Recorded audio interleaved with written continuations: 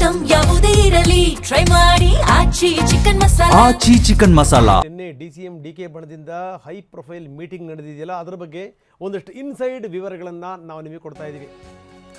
DCM DK ಬಣದ ಶಾಸಕರು ಸುಮಾರು 40 ಮಂದಿ ಶಾಸಕರು, ಆದರೆ ಪಾಲ್ಗೊಂಡಂಥವರು 20 ರಿಂದ 25 ಮಂದಿ ಖಾಸಗಿ ಹೋಟೆಲ್ನಲ್ಲಿ ಸಭೆ ಸೇರಿದರು. ಡಿನ್ನರ್ ಮೀಟಿಂಗ್ 60 ಶಾಸಕರಿದ್ದರಂತೆ, ಅದರಲ್ಲಿ ಬಂದಂಥವರು 40 ಶಾಸಕರು. ಬೇರೆ ಬೇರೆ 20 ಮಂದಿ ಶಾಸಕರು ಬೇರೆ ಬೇರೆ ಕಾರಣಗಳಿಂದ ಗೈರು ಹಾಜರಾದರು. ಒಟ್ಟು 40 ಶಾಸಕರು ಇದರಲ್ಲಿ ಭಾಗಿಯಾಗಿದ್ದರು. ಅಂದರೆ ಈ ರೀತಿ ಊಟ ತಿಂಡಿ ಸೇರಿ ಚರ್ಚೆ ಮಾಡುವಂಥವ್ರ ಸಂಖ್ಯೆ ಜಾಸ್ತಿ ಆಗ್ತಾ ಇದೆ. ಹಿಂದೆಲ್ಲ DK ಬಣದ ಶಾಸಕರು ಅಂದರೆ ಅವರೇ ಒಂದು 10-15 ಜನ ಸೇರ್ತಾಯಿದ್ರು.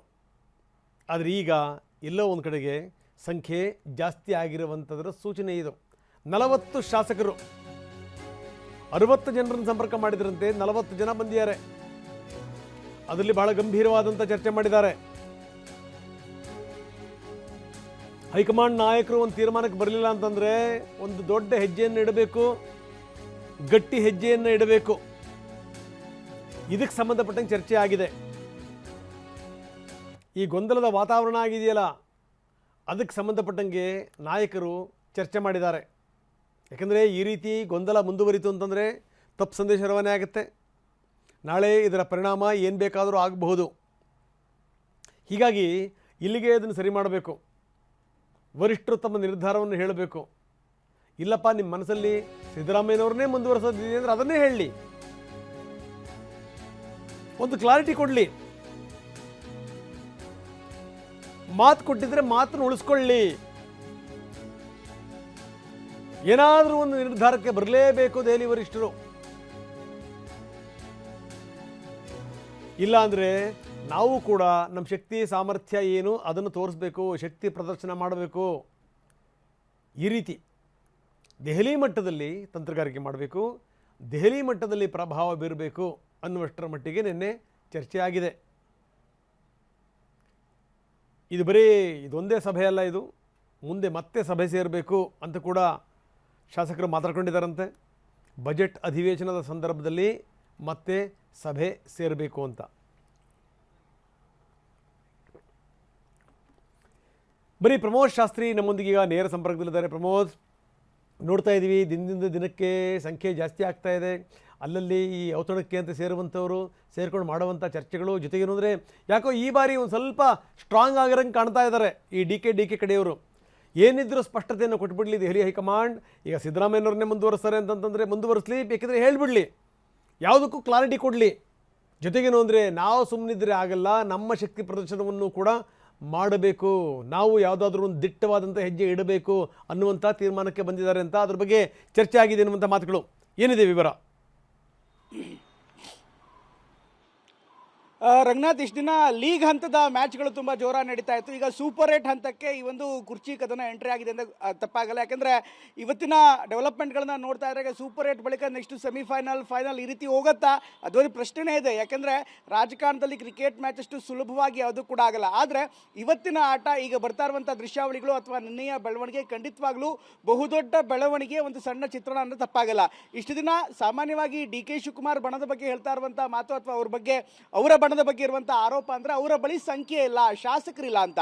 ಹೀಗಾಗಿ ನಿನ್ನೆ ಒಂದು ದೃಶ್ಯಾವಳಿಗಳನ್ನು ಅಥವಾ ಒಂದು ಫೋಟೋವನ್ನು ರಿಲೀಸ್ ಮಾಡೋದನ್ನು ನೋಡಿದ್ರೆ ರಂಗನಾಥ್, ಎಲ್ಲ ಶಾಸಕರು ಒಟ್ಟಾಗಿ ನಿಂತು ಒಂದು ಫೋಟೋವನ್ನು ಹೊಡೆಸ್ಕೋತಾರೆ. ಅಂದರೆ ಸುಮಾರು 18 ಜನ ಶಾಸಕರು ಒಟ್ಟಾಗಿ ನಿಂತಿದ್ದಾರೆ. ಅಫ್ಕೋರ್ಸ್ ಇನ್ನಷ್ಟು ಹೆಚ್ಚಿನ ಶಾಸಕರು ಕೂಡ ಇದ್ದಾರೆ, ಅವ್ರು ನಮ್ಮ ಜೊತೆಗೆ ಜಾಯಿನ್ ಆಗಿದ್ದಾರೆ ಅನ್ನುವಂಥ ಒಂದು ಸಂದೇಶವನ್ನು ರವಾನೆ ಮಾಡ್ತಿದ್ದಾರೆ. ಅಂದರೆ ಆರಂಭಿಕವಾಗಿ ಒಂದು ಸಂಖ್ಯೆಯನ್ನು ತೋರಿಸ್ತಾ ಇದ್ದಾರೆ. ಮೊದಲಿಗೆ 20 ಜನ ಇದ್ದಾರೆ ಅಂತ.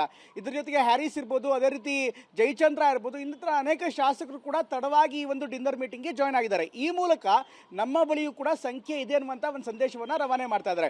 ಎಲ್ಲ ಬೆಳವಣಿಗೆಯಲ್ಲಿ ವೆರಿ ಇಂಪಾರ್ಟೆಂಟ್ ಅಂದರೆ ಡಿನ್ನರ್ ಮೀಟಿಂಗ್ ಅನ್ನೋದು ವೆರಿ ಇಂಪಾರ್ಟೆಂಟ್ ಅಲ್ಲ. ಹಿಂದೆ ಕೂಡ ಸಾಕಷ್ಟು ಬಾರಿ ಡಿನ್ನರ್ ಮೀಟಿಂಗ್ಗಳಾಗಿತ್ತು. ಈ ಡಿನ್ನರ್ ಮೀಟಿಂಗ್ಗಳಾದ ಬಳಿಕ ಹಿಂದೆಯೂ ಕೂಡ ಸಾಕಷ್ಟು ಚರ್ಚೆ ಆಗಿತ್ತು ಬಿಟ್ಟರೆ ಅದರಿಂದ ಯಾವುದೇ ರೀತಿಯಂಥ ಬೆಳವಣಿಗೆ ಆಗಿಲ್ಲ. ಆದರೆ ಈ ಬಾರಿ ಸಂಖ್ಯೆಯನ್ನು ತೋರಿಸೋ ಮೂಲಕ, ಅಂದರೆ ನಮ್ಮ ಬಳಿಯೂ ನಂಬರ್ಸ್ ಇದೆ ಅನ್ನುವಂಥ ನಂಬರ್ ಗೇಮ್ ಆಟ ಆಡೋದಕ್ಕೆ ಈಗ DK ಶಿವಕುಮಾರ್ ಬಣ ಆರಂಭವಾಗಿದೆ. ಅದರ ಜೊತೆಗೆ ಯಾವಾಗ ಮುಂದಿನ ಹೆಜ್ಜೆ ಇಡಬೇಕು, ಏನು ಹೆಜ್ಜೆ ಇಡಬೇಕು ಅನ್ನೋದ್ರ ಬಗ್ಗೆ ಕೂಡ ಚರ್ಚೆ ಆಗಿದೆ. ಜೊತೆಗೆ ವೆರಿ ಪರ್ಟಿಕ್ಯುಲರ್ಲಿ ರಂಗನಾಥ್ ಒಟ್ಟು ಎಷ್ಟು ಜನ ಸೇರಿದ್ರು? ಹುಟ್ಟು ಹಬ್ಬದ ಡಿನ್ನರ್ ಪಾರ್ಟಿ ಅಂತ ಹೇಳಾಗ್ತಿದ್ರು ಕೂಡ ರಾಜಕಾರಣದ ಬಗ್ಗೆ ಚರ್ಚೆ ಆಗಿದ್ದಾರೆ ಅನ್ನುವಂತ ಮಾಹಿತಿ ಲಭ್ಯವಾಗ್ತಾ ಇದೆ. ಎಸ್, ಒಟ್ಟು ಎಷ್ಟು ಜನ ಸೇರಿದ್ರು ಪ್ರಮೋದ್ ಟೋಟಲಿ? ಯಾಕಂದ್ರೆ ಕೆಲವರು ತಡವಾಗಿ ಬಂದ್ರು ಅನ್ನುವಂಥ ಮಾತನ್ನು ತಾವು ಹೇಳ್ತಾ ಇದ್ರಿ. ಟೋಟಲ್ ಎಷ್ಟು ಸಂಖ್ಯೆ ಸೇರಿದ್ರು?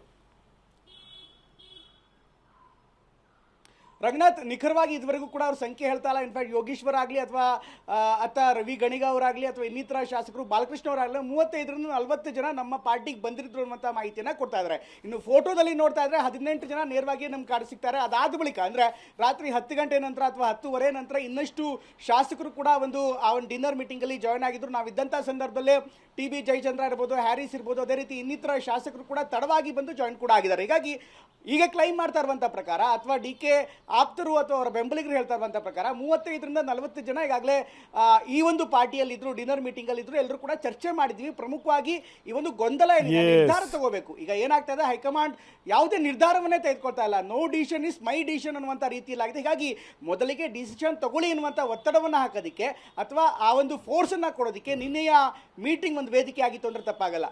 ಎಸ್, ನೀವು ಹಾಗೆ ನೀವು ಸಂಪರ್ಕದಲ್ಲಿರಿ. ಬರೀ ಇಷ್ಟು ಮಾತ್ರ ಅಲ್ಲ, ಇಲ್ಲಿಂದ ಅವರು ದೆಹಲಿ ತನಕ ಹೋಗಬೇಕು ಅಂತ ಕೂಡ ಯೋಚನೆ ಮಾಡ್ತಿದ್ದಾರೆ. ದೆಹಲಿ ಯಾತ್ರೆ ಶುರುವಾಗುತ್ತೆ ಶೀಘ್ರದಲ್ಲೇ. ಎಲ್ಲ ಶಾಸಕರು ಒಟ್ಟಾಗಿ ದೆಹಲಿ ಪ್ರಯಾಣ ಮಾಡಬೇಕು ಅನ್ನುವಂಥ ಪ್ಲಾನ್ ಮಾಡ್ಕೊಂಡಿದ್ದಾರೆ. 70ಕ್ಕೂ ಅಧಿಕ ಶಾಸಕರು ವರಿಷ್ಠರ ಭೇಟಿ ಮಾಡ್ತಾರೆ ಅಂತ. 70ಕ್ಕೂ ಹೆಚ್ಚು ಶಾಸಕರು. ಎಸ್ ಪ್ರಮೋದ್, ನಾವು ನೋಡ್ತಾ ಇದ್ವಿ ದೆಹಲಿ ತನಕ ಹೋಗಬೇಕು ಅಂತ ಶಾಸಕರು ನಿರ್ಧಾರ ಮಾಡಿದ್ದಾರೆ ಅನ್ನುವಂಥದ್ದು. ಯಾವ ಪ್ಲಾನ್ ಮಾಡ್ತಾ ಇದ್ದಾರೆ?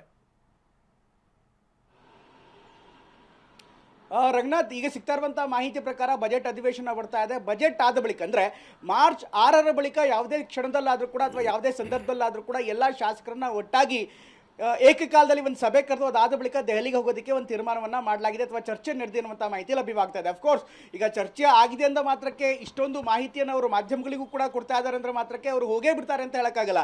ಯಾಕಂದ್ರೆ ಈ ಮಾಹಿತಿಗಳು ಹೊರಗಡೆ ಬರ್ತಾ ಇದ್ದಂತಾನೆ ಅಥವಾ ಹೈಕಮಾಂಡ್ ನಾಯಕರಾಗಲಿ ಅಥವಾ ಹಿರಿಯ ನಾಯಕರಾಗಲಿ ಇದೆಲ್ಲವನ್ನೂ ಕೂಡ ಕಂಟ್ರೋಲ್ ಮಾಡೋದಕ್ಕೆ ಪ್ರಯತ್ನ ಪಡ್ತಾರೆ. ಈಗ ಅವ್ರು ಕ್ಲೈಮ್ ಮಾಡ್ತಾ ಇರುವಂಥ ಪ್ರಕಾರ ಅಥವಾ ಡಿ ಕೆ ಆಪ್ತ ಬೆಂಬಲಿಗರು ಹೇಳೋ ಪ್ರಕಾರ 70 ಜನ ಇದ್ದಾರೆ ಅಂದರೆ ಸಹಜವಾಗಿ ಹೈಕಮಾಂಡ್ ರಿಯಾಕ್ಟ್ ಮಾಡಬೇಕಾಗತ್ತೆ. 70 ಸಂಖ್ಯೆ ಅಂದರೆ ಕಾಂಗ್ರೆಸ್ ಪಕ್ಷದ ಒಟ್ಟು ಬಲಾಬಲ ಇದೆ, ಅದರಲ್ಲಿ ಅರ್ಧಕ್ಕರ್ಧದಷ್ಟಾಗುತ್ತೆ. ಹೀಗಾಗಿ ನಿಜಕ್ಕೂ 70 ಶಾಸಕರು ಜೊತೆಗಿದ್ರೆ ಆಗ ಹೈಕಮಾಂಡ್ ಸುಮ್ಮನೆ ಕೂತ್ಕೊಳ್ಳೋದಕ್ಕೆ ಸಾಧ್ಯವಿಲ್ಲ. ಇನ್ನು ಇದನ್ನು ಬಿಟ್ಟು ಡಿ ಕೆ ಆಪ್ತ ಬೆಂಬಲಿಗರಿಂದ ಅವರ ಬಣದಿಂದ ಬರ್ತಾ ಇರುವಂಥ ಮಾಹಿತಿ ಅಂದರೆ ಸೆಷನ್ ಆಗುವಂಥ ಸಂದರ್ಭದಲ್ಲಿ, ಬಜೆಟ್ ಅಧಿವೇಶನದ ಸಂದರ್ಭದಲ್ಲೇ ಒಂದು ಸಭೆಯನ್ನು ಕರೆದು ಅದಾದ ಬಳಿಕ ದೆಹಲಿಗೆ ಎಲ್ಲರೂ ಕೂಡ ಒಟ್ಟಾಗಿ ಹೋಗಿ ಹೈಕಮಾಂಡ್ ನಾಯಕರನ್ನ ಭೇಟಿ ಆಗ್ತೀವಿ.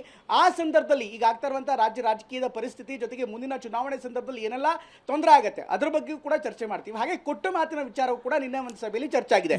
ಒಂದು ವೇಳೆ ಮಾತು ಕೊಟ್ಟಿದ್ದೇ ಆಗಿದ್ರೆ ಖಂಡಿತವಾಗ್ಲೂ ಅದನ್ನ ಆ ಮಾತನ್ನ ಉಳಿಸ್ಕೋಬೇಕು ಅನ್ನುವಂಥ ಮಾತನ್ನ ಹೈಕಮಾಂಡ್ ನಾಯಕರಿಗೆ ಮನವರಿಕೆ ಮಾಡ್ತೀವಿ ಅನ್ನುವಂಥ ಮಾತನ್ನ ಹೇಳ್ತಾರೆ. ಹೀಗಾಗಿ ಬಜೆಟ್ ಅಧಿವೇಶನದ ಸಂದರ್ಭದಲ್ಲೇ ಒಂದ್ ವೇಳೆ ಎಲ್ಲಾ ಶಾಸಕರು ದೆಹಲಿಗೆ ಹೋದ್ರೆ ರಂಗನಾಥ್, ಅದು ಬಜೆಟ್ ಅಧಿವೇಶನದ ಮೇಲೆ ಕೂಡ ಪರಿಣಾಮ ಬೀರುತ್ತೆ. ಯಾಕೆಂದ್ರೆ ಬಜೆಟ್ ಒಂದ್ ವೇಳೆ ಸರಿಯಾಗಿ ಅನುಮೋದನೆ ಆಗಿಲ್ಲ ಅಥವಾ ಅದಕ್ಕೆ ಸಂಪೂರ್ಣ ಬೆಂಬಲ ಸಿಕ್ಕಿಲ್ಲ ಅಂದ್ರೆ ಆಗ ಸರ್ಕಾರಕ್ಕೂ ಕೂಡ ದೊಡ್ಡ ಮುಜುಗರ ಆಗುತ್ತೆ. ಹೀಗಾಗಿ ಆ ಸಂದರ್ಭದಲ್ಲಿ ಹೈಕಮಾಂಡ್ ಕೂಡ ನೆಗ್ಲೆಕ್ಟ್ ಮಾಡುವಂತ ಪರಿಸ್ಥಿತಿ ಇರಲ್ಲ. ಹೀಗಾಗಿ ಸಾಕಷ್ಟು ಟೈಮಿಂಗ್ ಅನ್ನು ಕೂಡ ನೋಡ್ತಾ ಇದ್ದಾರೆ, ಎಲ್ಲಾ ಬೆಳವಣಿಗೆಗಳನ್ನು ಕೂಡ ನೋಡ್ತಾ ಇದ್ದಾರೆ.